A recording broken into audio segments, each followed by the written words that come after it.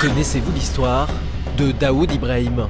Daoud Ibrahim Kashkar, alias Don Daoud, ou encore le parrain de Bombay, est un gangster indien à la trajectoire spectaculaire. Daoud Ibrahim, c'est l'un des criminels les plus riches de l'histoire, avec une fortune estimée à 5 milliards de dollars. Un empire impliqué dans le trafic de stupes, d'armes et d'êtres humains. De lourdes accusations pour participation à une entreprise terroriste. Retour sur l'histoire de l'un des plus grands criminels de tous les temps. Daoud Ibrahim est né en 1955 à Khed, dans l'état du Maharashtra. Il fait ses débuts dans le crime organisé dès l'adolescence pour sortir de la misère. Son quotidien est marqué par des vols, des fraudes et de petits délits.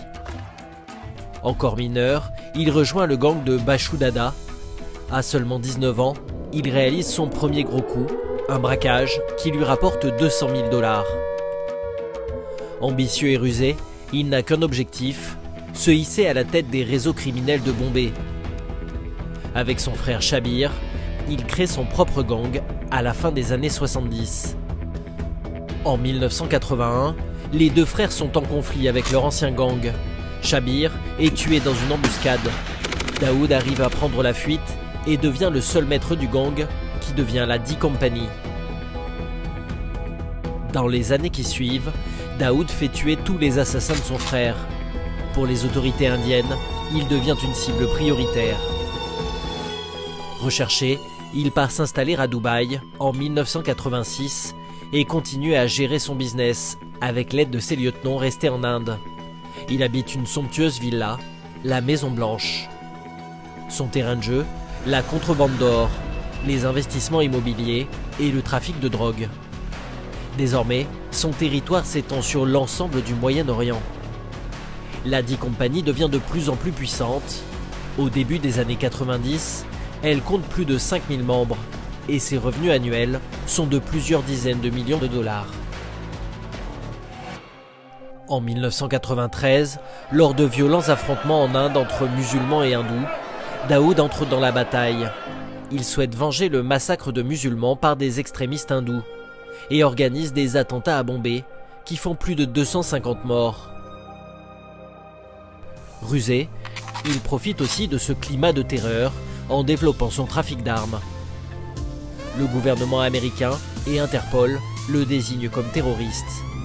Daoud quitte Dubaï et part s'installer à Karachi, au Pakistan. Toujours plus ambitieux, Daoud profite d'un autre conflit, celui entre l'Inde et le Pakistan, pour continuer son business.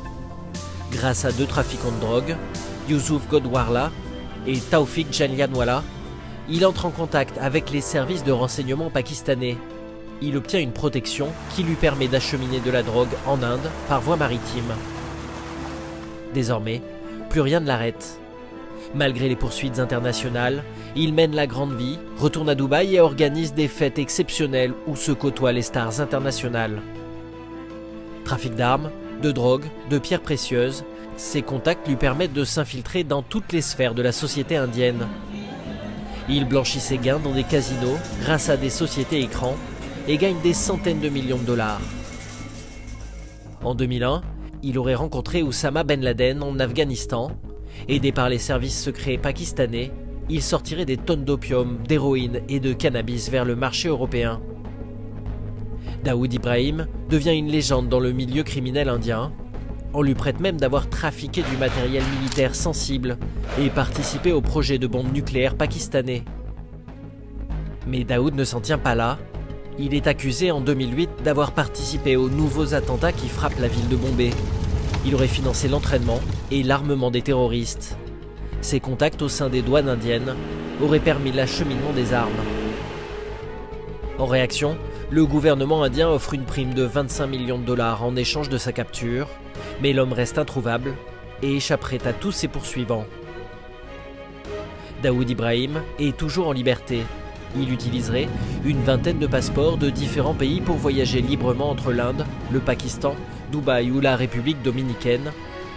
Sa richesse, estimée par le magazine Fortune en 2015, atteindrait les 5 milliards de dollars.